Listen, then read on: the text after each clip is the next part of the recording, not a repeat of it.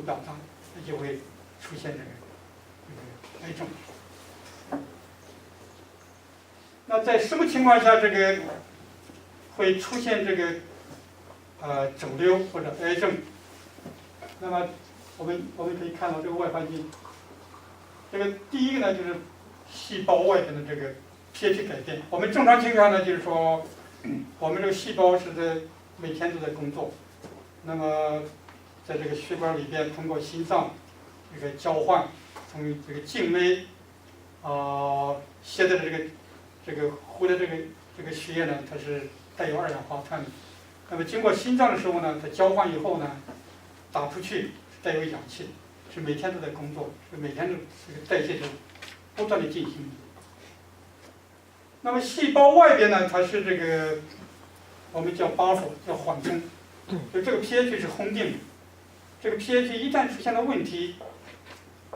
那就会促进这个基因的这个调节的改变。那正常的 pH 呢，一般我们说是7.4，那么它主要是有很多的化学的这个基团，这个保持你这个环境细胞外环境的这个恒定。那么正常情况下，像这个碳酸钠碳酸氢钠或者碳酸氢钠碳酸、柠檬酸钠柠檬酸，这很多这样的化学的这些东西，始终是保持你的细胞这个 pH 环境是就是有一个轻微的波动，在一个范围，大概是7.4。一般来说，就是说，你看到很多的这个癌症的病人，他是 pH 偏酸性，一般是低于这个7或者低于。那么如果说稍微高于7.4的话，这种细胞外环境就是说它能不能太简易化，就是它有一个恒定的水平。那么另外的发现呢，就是说与这个癌症有关的一个这个基因P53，就是最近是从这个1979年是他们研究发现的，就是说许多这个在癌症的里边呢，就发现了这个 P53的这个基因是突变，大概是50%。那个没有突变的呢，它就不会发生。那这是一个，这个基因就是既有促进作用，也有抑制作用。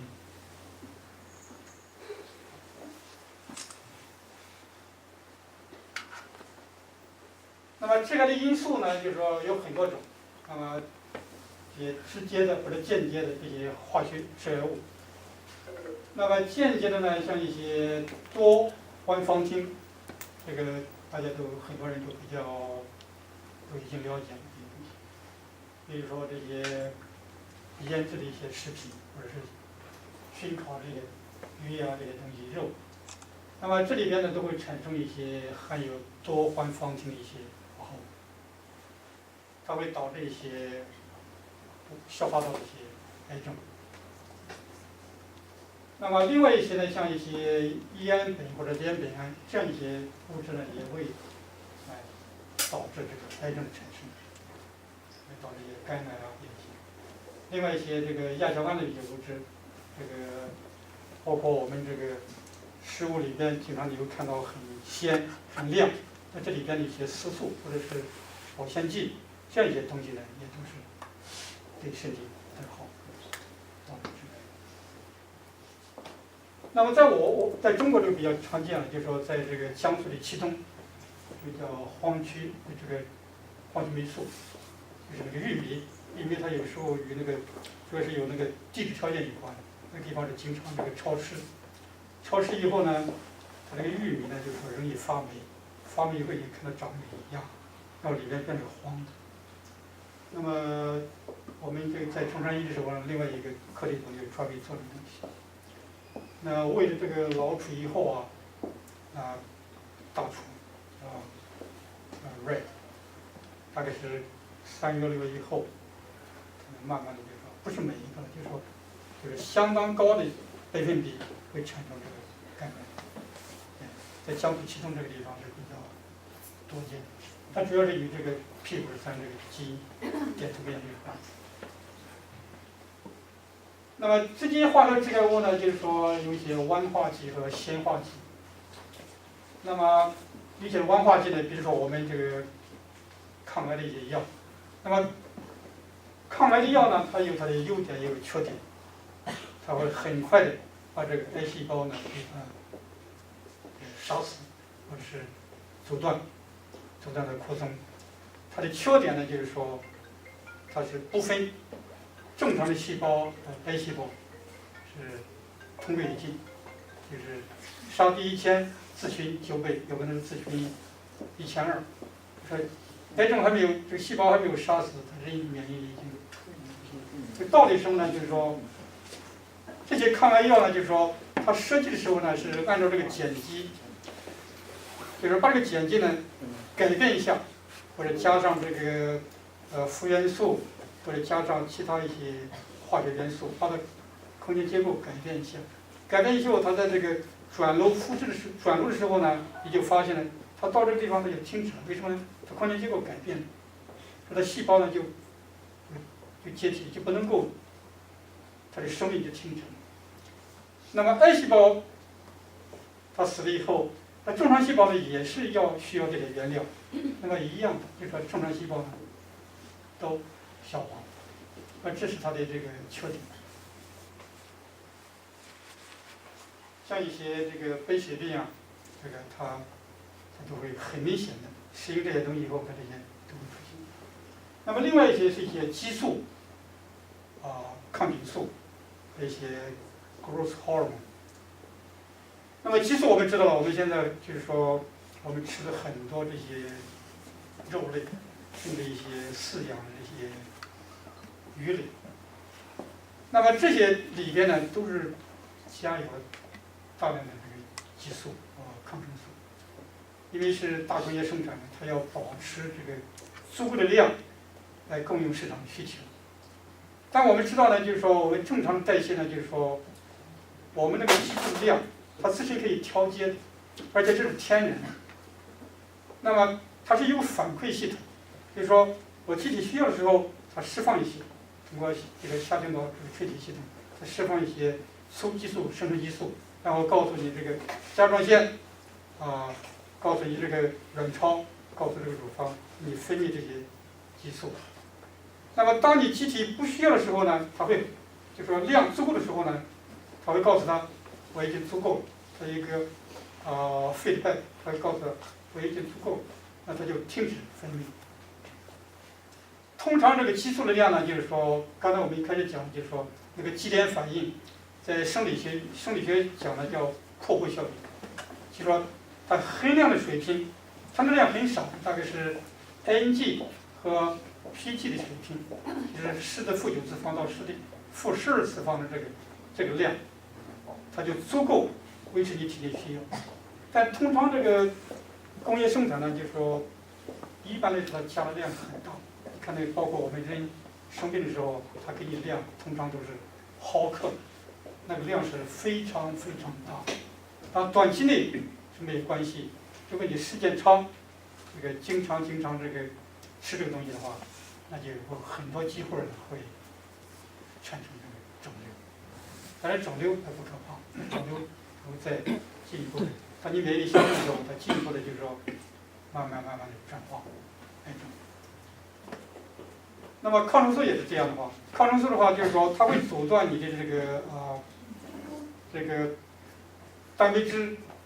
我们刚才讲蛋白质装备的时候呢，它是这个大压基、小压基。那么大压基、小压基装备的时候呢，它有很多的抗生素呢，它不仅在这个 DNA 水平、RNA 水平，它同时也会在这个蛋白质的大压基、小压基这个翻译这个水平来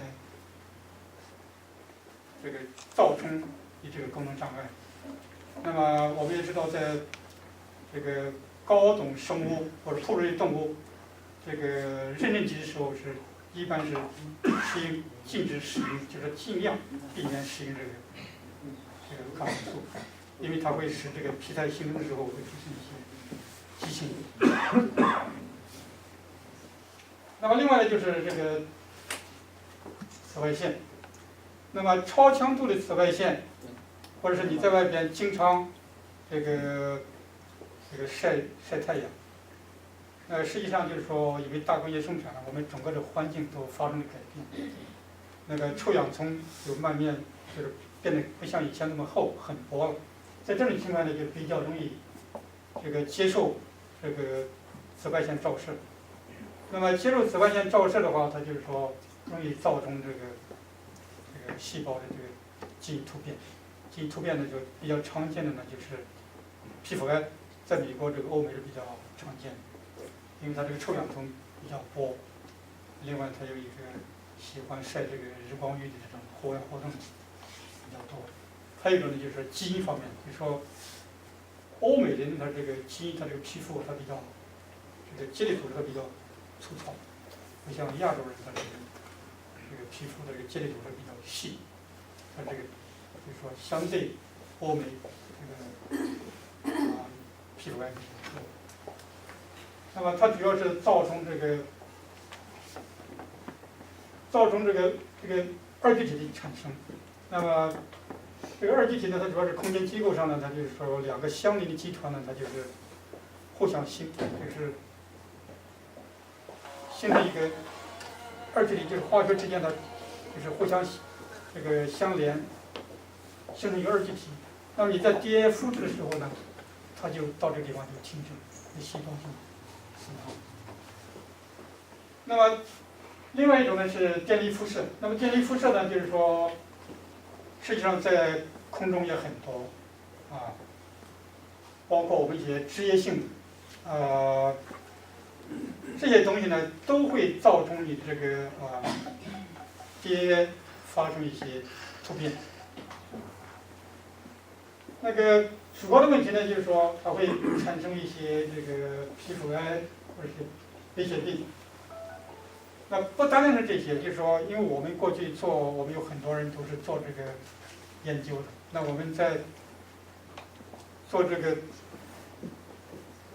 基因这个 DNA 顺序的时候，测定的时候，我们通常都用这个包括扩充的时候，我们都需要用这个P42啦，或者用其他的这个碘125啦或碘131的标记。那这些东西呢，都是它的射线都是很强的。当然，这个伽马P46呢，它半径比较短，但是它的这个穿透力也是比较强。主要是我们就是说我们每天呢都接触，因为你每天都要做。那么实际上做这个科学研究呢是有很多的风险，有很多这个比例还是比较高的。那么我知道就是我认识的就是有好几个都是同事同学。都是有各种各样的原因，有是基因原因，有是这种接触的太多了。那么有一个呢，就是说3多岁，有一个是4多岁，那都是因为这做这个研究，出现问题。那病毒呢，就是说有很多的病毒，不是太多。那么与人体比较有关的，我这地方就是举几个例子。一个是这个会导致这个 cervical cancer， 就是宫颈癌，这比较常见的，就是说，而且这种病都导致这种癌症，在目前来说呢，这种癌症是比较常见，子宫颈癌，因为就是在一定的程度、一定年龄或者是家族有这种基因方面呢，是比较容易出现的情况。而且这种病发现，就是说也是比较根据你发现的这个，就是早期、中期还是晚期，就是说相对是比较就是麻烦。那么第二种呢，就是说是这个与鼻咽癌有关，这叫 EB 病毒。那么这个 EB 病毒呢，就是说从研究科学研究上呢，才发现的就是与这个地震带是有关的。那么地震带呢，像南方广东、这个香港这一带比较多，它主要是与这个地理环境有各种各样的原因了，比如说可能是与这个微量元素或者是这个缺乏这个，就是说缺乏一个什么物质那这个原因呢，就是说，就为什么它会造成这个东西，易感这个东西，就是说与这个地理环境有关。那么，虽然是在这种地区，但是在其他这种现在也是越来越多，因为环境在改变，因为这整个的这个大气啊，这个环境都在改变。那我其中有一个礼拜我是遇到4个，就在这里。那么其中有个呢，他是这个他们是叫什么消防员，发人消防员，因为他每天都接触这些化学的东西，岁数不到40多。那么第3呢，就是说是这个乙肝病毒。那乙肝病毒是比较常见的，就是在亚洲人比较多见。在美国也是比较多见，比较常见一种。它主要是以输血和其他一些这个通过不同的渠道传染，通过血液这种传染。那么这些呢，也是比较容易造成这个基因突变，这个而且呢，它会导致首先会导致一些先急性，然后呢慢慢变成慢性，然后最后呢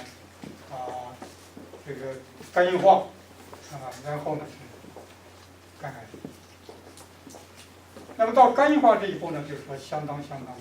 严重，因为它整个的这个肝脏本来是很柔软的。那么到肝硬化这个时候呢，就是说它就变得像纤维，就是很硬，像石头一样。这个时候是比较相当严重。那么另外一个呢，就是 RNA 病毒。RNA 病毒呢，它是一个这方面很多了，因为 RNA 病毒它是单链，它是单链病毒，它的这个侵犯性是非常强的。它首先和这个 DNA 结合，它首先自行复制，那么自行复制以后呢，然后